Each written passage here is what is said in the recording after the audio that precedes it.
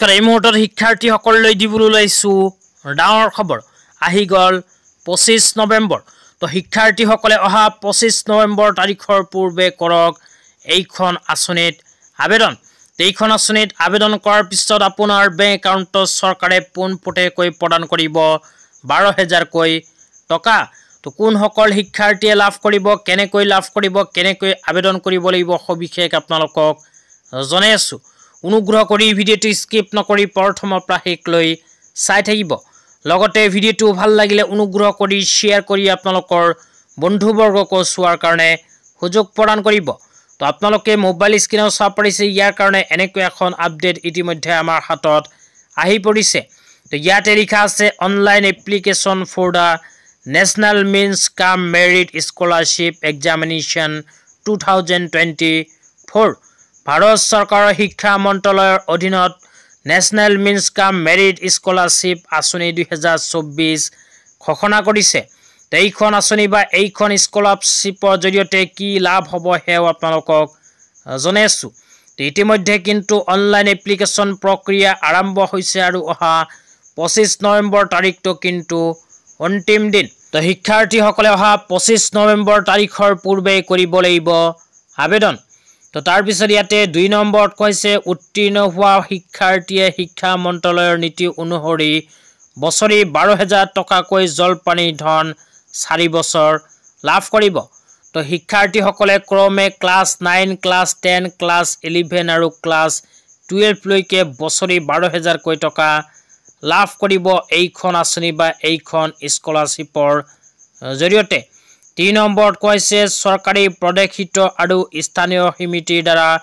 পৰিচালিত বিদ্যালয়ত অধ্যয়ন কৰি থকা অষ্টম শ্ৰেণীৰ ছাত্ৰ-ছাত্ৰীয়ে এই পৰীক্ষাৰ বাবে কৰিব পাৰিব আবেদন ব্যক্তিগত বিদ্যালয়ৰ ইচ্ছুক ছাত্ৰ-ছাত্ৰীয়ে নিজৰ বৌদ্ধিক উৎকৰ্ষ সাধনৰ বাবে এই পৰীক্ষাত অৱতীৰ্ণ হ'ব পাৰিব যদিও মন্ত্ৰালয়ৰ নীতি অনুসৰি তেনে ছাত্ৰ-ছাত্ৰীক জলপানীৰ বাবে বিবেচিত কৰা নহ'ব আবেদনৰ বাবে অন্তিম তাৰিখ 25 নৱেম্বৰ 2024 সবিশেষ তথ্য আৰু অনলাইন আবেদনৰ বাবে কেৱল অফিচিয়েল ৱেবছাইট www.vidyarathi.in অফিচিয়েল ৱেবছাইটত ভিজিট কৰি আপোনালোকে national means cum merit scholarship সেকশনত click কৰি কৰিব পাৰিব আবেদন তো আবেদন সম্পৰ্কে যদি বিতংভাৱে জানিব বিচাৰে তেন্তে এইটো ভিডিওৰ কমেন্ট বক্সত কমেন্ট কৰি জনাই দিব তেন্তে ইয়াৰ নেক্সট ভিডিওত আপোনালোকক জনাই দিম যে আপোনাৰ হাতত থকা মোবাইল ফোনটো দি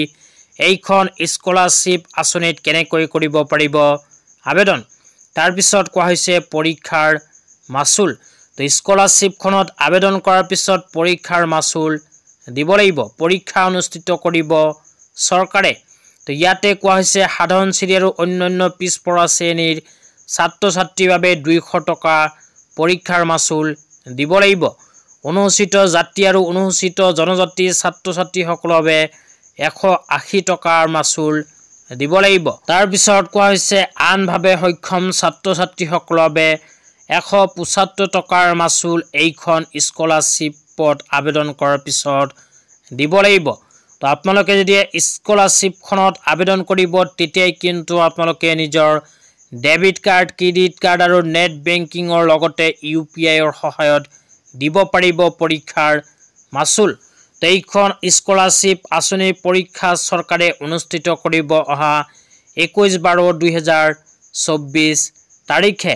তো আপোনালোকে যদি এইখন স্কলাৰশ্বিপ আঁচনিৰ জৰিয়তে 12000 কৈ টকা প্ৰতি বছৰে পাব বিচাৰে তেন্তে 180 নম্বৰৰ পৰীক্ষা দিব লাগিব তো পৰীক্ষা দিয়াৰ পিছত আপুনি যদি পৰীক্ষাত উত্তীৰ্ণ হয় তাৰ পিছতেই কিন্তু নেক্সট 4 বছৰ আপোনালোকৰ বেংক একাউণ্টত 12000 কৈ টকা লাভ কৰি থাকিব তো যিসকল শিক্ষাৰ্থীয়ে এইখন স্কলাৰশ্বিপ আঁচনিত আবেদন কৰিব বিচাৰে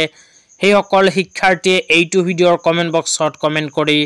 জনাই দিব তো আজি ইমানেই ধন্যবাদ।